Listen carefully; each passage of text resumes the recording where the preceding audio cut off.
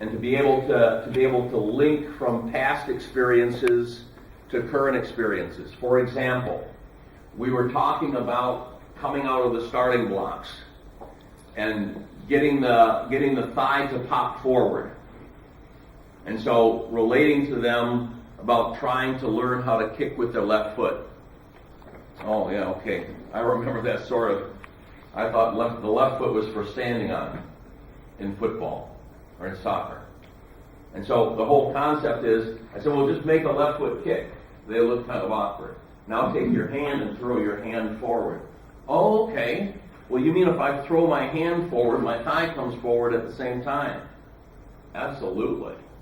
And so taking past experiences relative to, okay, I'm trying to learn how to hurdle with my other leg,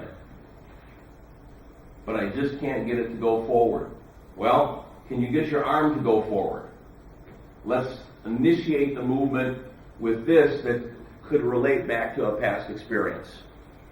Dealing with environmental transfer, and the other thing is motivation to learn.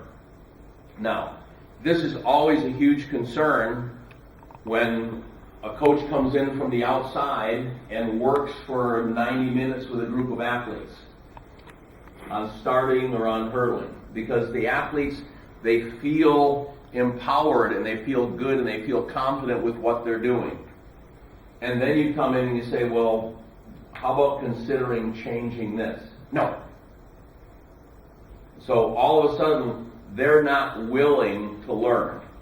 So again, working with them, explaining why they're doing what they're doing and how that's going to impact on their future outcome, oftentimes gets them to understand the process and then be more motivated. Someone that needs to be conservative in the first part and then rely on greater endurance capacity. And so sort of the difference between Angelo Taylor and Burke Jackson. There's a good chance that Angelo is going to be leading at hurdle 6 or hurdle 7. If he hasn't made too many mistakes and has been efficient, he'll be strong coming home. Whereas Batman, Burke Jackson, will be consistently holding back, be reserved, and then starting to run very strong and counting that he can run people down over the last part. Now, interestingly enough, he runs the 400 this way. And when he was put on the 4x4 for the U.S. team, the teams that were competing against him figured that out. And so when they got to the top of the turn on that second leg, they ran like crazy down the curve, but Batman was backing off, and they kind of gapped him. And so understanding this dynamic is real important in terms of race strategy. Now, let's go back and look at the start of the race. How can we increase running efficiency? So, and you think, well, this is real simple, you know. First thing that we had to teach Angelo when we started working the starting blocks is how to run a straight line for the first 9 meters of the race. And so what you try to do, as you see, we're using just a simple measuring tape, putting it 1 meter, and the 200 meters start is a good place to do this. You can also do it at the 400 meter start. Putting a cone 9 meters from the starting line, about 15 to 20 centimeters inside the lane line. Now, pulling that tape back such that you go through the starting line, and now setting the starting blocks on that piece of tape, on that measuring tape. This gives the athlete a clearer visual of how to attack the first 6 or 8 steps. Now, well, what if you set them up regular? And you set them up so that the bar is perpendicular to the starting line. Well, on your very first step out of the starting block, some of the force that you could be using to go forward has to start to turn you around the corner. And so in this situation, your first step out of the starting block, how much is that going to contribute you to overcoming the inertia of flying off the curve? Well, wow, you're landing here, that's the left foot start. I'm landing on my left foot. My center of mass is outside my left foot. When I push, there's a greater tendency to fly off the curve. And so the inside leg in this situation is not contributing at all. In fact, it's actually helping inertia. So you're having to use more force that you could be using to go straight ahead on your right leg to go around the corner. And it makes a significant difference. Now, even though you work with an athlete for 2 years on doing this, when you see the video of the semifinal at the World Championships, Angelo puts his block right in the middle of the track. So after 2 years, he still manages to revert back to the most practiced habit, even though he'll tell you this feels better. You're faster when you run in a straight line than when you try to go around the curve. But under the heat of the moment, the pressure, and I just found this out today, or actually a couple days ago when I started reviewing the film that we were going to look at, that went back to the most practiced habit. So, better acceleration.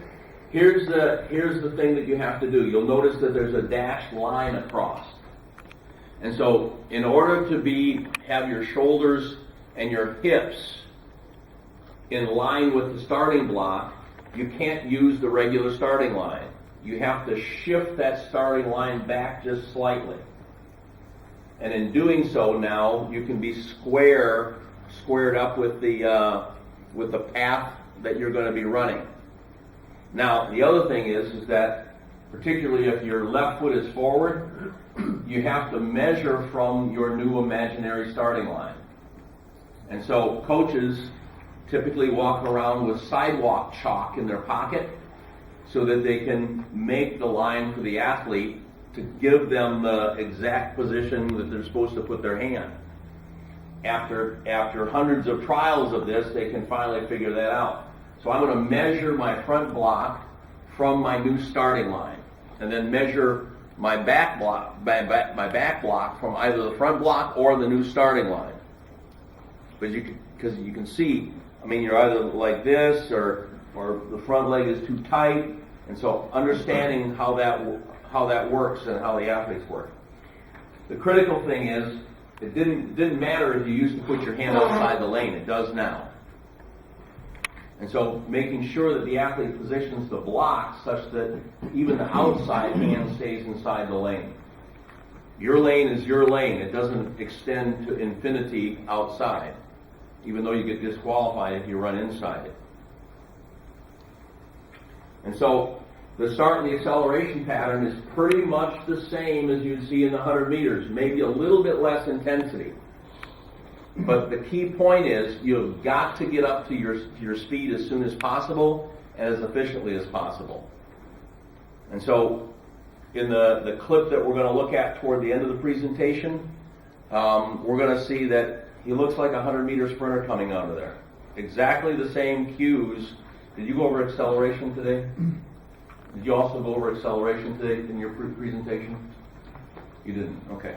So when we watch the start session this next day, we'll kind of in the next session we'll go over that, and you'll see what we're talking about here. And so, pretty obvious you want to stay close to the starting line. Now, which lead leg themselves properly onto the takeoff? Well, the 400 hurdler does the same thing. They land after the hurdle. They have a program phase, and then they have a steering phase where they're going to make micro corrections to take care of any problems that occurred in the program phase. Now, if you talk to highly experienced hurdlers that have been doing this for a long time, and you tell them you ask them what do you look at, they say, I don't look at anything. I just kind of take everything in and just go through it. I mean, this is the same thing with an ice hockey goalkeeper. You can't stop a 90-mile-an-hour slap shot from 25 feet away unless it hits you between the eyes. And so the ice hockey goalkeeper doesn't look at the puck. They look at everything else in total. They look at the angle of the stick, they look at the angle of the shoulders, where the puck is relative to the player. They may not be able to articulate this, but they take everything in, and when the guy's starting to move almost before the puck is connected with, they do this. And so the experienced 400-meter hurdler, the experienced long jumper, triple jumper, they'll take a global view of where to take off. The novice or the developing 400 hurdler, they need to look at something. Okay? Please make it not the hurdle. The hurdle works like the Lorelei rock in the middle of the Rhine River. It pulls you right into it, particularly under fatigue. If you're fatigued and you're focusing on the hurdle, it will draw you in excessively close. Now, so where do you look? Look at the takeoff point. I mean, how many of us have coached long jumpers, and at some point in time in the career, we say, don't look at the board. Yeah. Well, you have to look at the board in order to be able to, even if it's just incidentally, you have to be able to look at it. So if we're going to focus on something, let's focus on where I'm going to take off. So we know that depending on the speed of the hurdler, either at the first part of the race or the last part of the race, that's going to change. But don't be afraid to put a big white tape X, athletic tape X, down for the takeoff to allow them a place to steer to when they're evolving and when they're developing. Now, key here is you always want to feel like you're accelerating into the hurdle. The kiss of death is if you put your shoulders back and you start to say, well, maybe I need to take an extra step, particularly in the early part of the race. And that's what ends up causing deceleration. If you feel like you're accelerating, then you're probably not decelerating. So you want to accelerate into the takeoff, have the feeling of accelerating into the takeoff.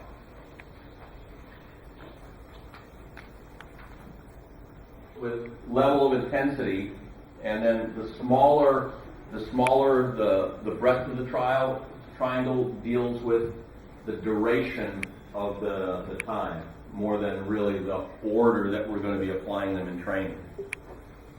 But so looking at these characteristics, the one thing that we talked about body angle is a reflection of how aggressively he's driving back behind his center. Okay, not exactly back behind, but the whole concept of being back behind the center of mass.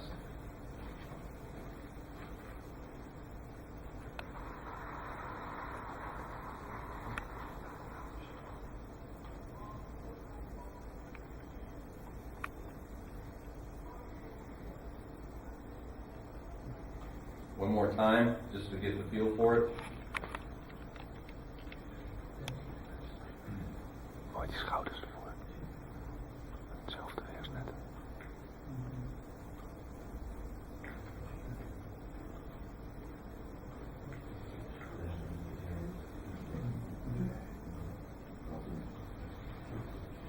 So there's the body alignment. Foot staying relatively low below the calf. Aggressive with the arm action. Now, this is the first round. Can you see the angle of the blocks? Can you see the angle? Let me move him out of the way. So can you see how they're not between the lines, are they? So, at least in one round, at least in one round. So let's watch his path and see how well he's able to run a straight line path.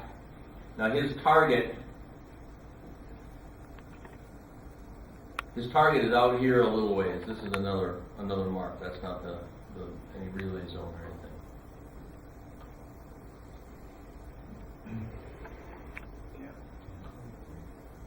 So running very, very much in a straight line, so it's a tangent to the curve. Now, once you get sort of in the 10 meters, 10 meter zone, most of the top 400 meter runners are traveling more than 7, 8 meters per second. So 7.5, 8 meters per second is kind of the line of demarcation where you make a major change from pushing or using force generated by muscle contraction to using more stored elastic energy. And so as he's going through the transition phase, he's going to try to run more single track as he transitions up in order to use more of the force of the left leg to go forward and then spare the force of the right leg, again, adding on so he can go forward. So the cameraman almost fell down. Zo, kijk die hoek. So you can see where his tailbone is. He's already setting this up. Now, if you put your foot down in the right place relative to your center of mass going around a corner, you don't have to lean in, you don't have to twist, you don't have to pump your arm across your body. Everything sort of lines up in a proper position in order to maximize sparing force. So now,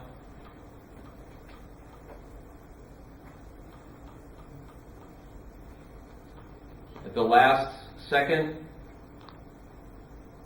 getting his hips square with his shoulders, aggressively popping the thigh forward.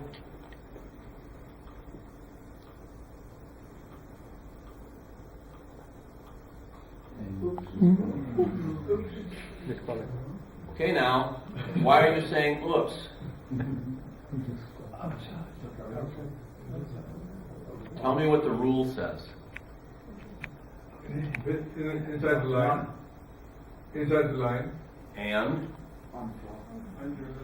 below the plane of the hurdle. Okay? So he got disqualified in London on the other end of the track because, long story, but when he landed on hurdle 6 on his left foot, it felt like somebody stuck an ice pick in his foot. And so he had to change going into hurdle 7 on the right leg, and the right trail leg went inside the hurdle. But it crossed above the hurdle. Okay? So this is, and we had, I didn't have to protest. They were nice enough to actually go and look at the footage, and they said, okay, we understand, we see it now. So that was about a $16,000 swing in the day. But the key point is that it's not a disqualification if the foot is inside the hurdle, as long as it's above the plane of the top railing. Okay? Below, okay, disqualified. Because he didn't go over the hurdle. Over the hurdle doesn't mean physically this way. It just means over the plane extended. So are you disqualified for a lane violation if your leg swings around and then comes back in and lands okay? No. You have to land on the line or inside the line.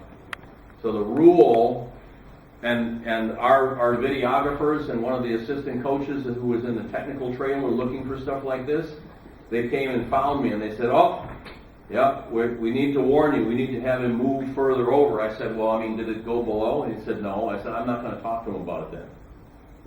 Because he's going through the proper range of motion. And as soon as I talk to him about it, he's going to think about it. And sure enough, we're going to get disqualified. I can see it happening. Because of the neuro-linguistic effect.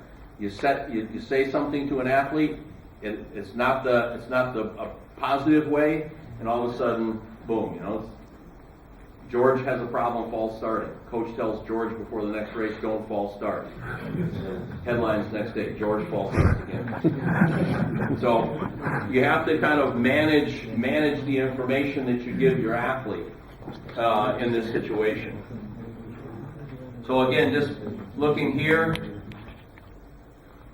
Now, I'm not so fired up about this real wide arm, but the trail leg has got to go through a little bit greater range of motion. But the more important thing is, look at where his foot is here.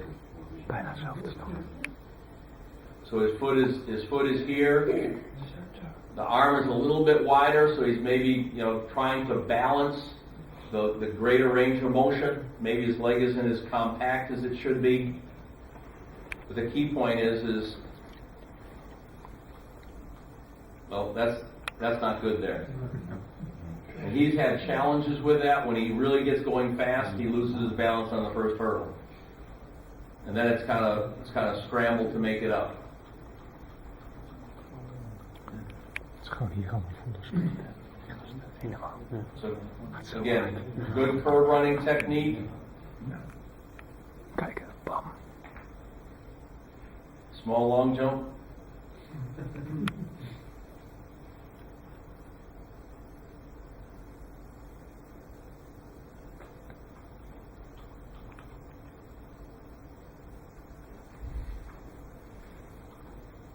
So, were you able to see him start to adjust his stride length in anticipation of this next hurdle? That's not really what happened. What he told me afterwards, he said, I felt like I was going so fast I was going to pass Colson at hurdle 5. And so, rather than using his internal barometer of how fast he was actually moving, he ended up running, going, whoa, I better slow down. Well, what happens when you slow down the 400-meter hurdle race? It's painful to try to speed up again because it costs you so much more momentum. And so, again, here's something that internally he's the 400-meter race is 400-meter hurdle race 2 is 400 meters long. It's 1 lane wide. You got no business dipping into people's going on outside or inside if they happen to pass it. And so, just running that back a bit.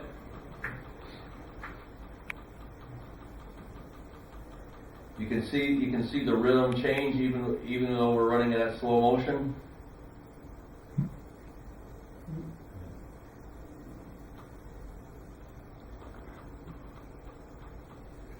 Now, if I knew how far this is, we could roughly calculate that, but that's a long way from the hurdle. And Ralph has identified this forever, and the coaches that have worked with him, including me, do that. He's got to do that for next year. Otherwise, he's going to keep running in the 47.5 range, and that's not going to cut it for a medal on London's track next year.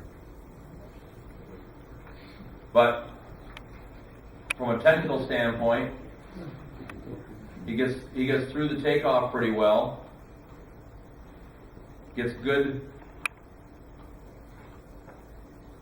separation, good horizontal displacement. Hips are down, knee is up, as we were talking about last night.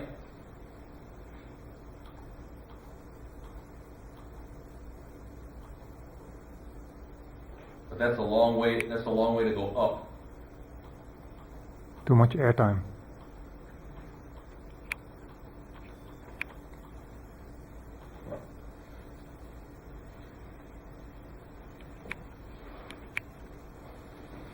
Now the goal is to run 13 steps to at least 7.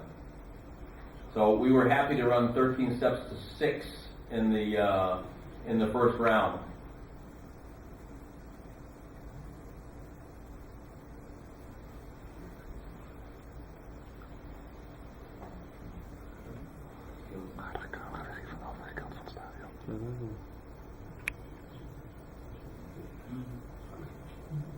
Again, not aggressively charging into the hurdle.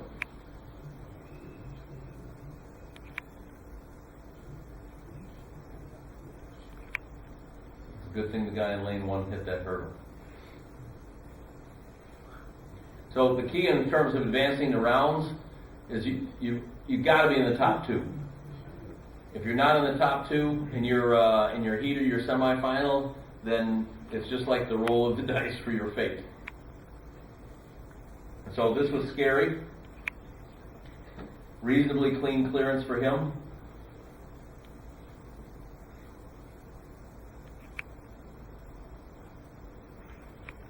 But again, run through the line. Ooh.